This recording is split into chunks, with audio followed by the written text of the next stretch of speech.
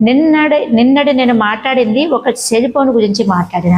అంబానీతో నువ్వు పెట్టుకున్న దానివన్నీ నేను ప్రశ్నిస్తున్నారు. అంబానీతో నేను పెట్టుకోవడం లేదు. అంబానీ పెద్ద పోర్టు మునగాడు కాదు, ఏదో పోర్టు ఇచ్చేసిన వ్యక్తి కాదు, నీతి నిజాయితీగా బ్రతికినోడు కాదు. నేను మళ్ళీ చెప్తున్నా, 30 days చెల్లించాల్సిన రీఛార్జ్ చెల్లింపు 28 daysకే చెల్లించుకుంటున్నాడు. అంటే మన నుంచి ఎంత మోసం చేసి అమౌంట్ తీసుకుంటున్నాడు, ప్రజలను ఎంత మబ్బ పెట్టి అంబానీ అయినాడు అనే నేను తెలపరుస్తున్నా ప్రజలకి. అంతకుమించి తప్పేం చేయడం లేదు నేను. ఈరోజు ఇంకొక విషయానికి వస్తే, గ్యాస్ కొరత వచ్చింది. అవును, యుద్ధాలు జరుగుతున్నాయి, ఇబ్బందులు వచ్చినాయి, ఆర్థికంగా అది ప్రజల మీద వేస్తున్నారు. ఎందుకు ప్రజల మీద వేయాలి? ప్రజలు ఓటేసి గెలిచిన తర్వాత నాయకులు కొన్ని వేల కోట్లు సంపాదించుకున్నది కొంతమంది నాయకుల గురించే మాట్లాడుతున్నా, అందరి గురించి కాదు. మళ్ళీ ఆలోచించండి, ఇక్కడ నేను ఏదో స్వార్థంగా మాట్లాడడం లేదు. ఆ వేల కోట్లు రేపంటూ మీరు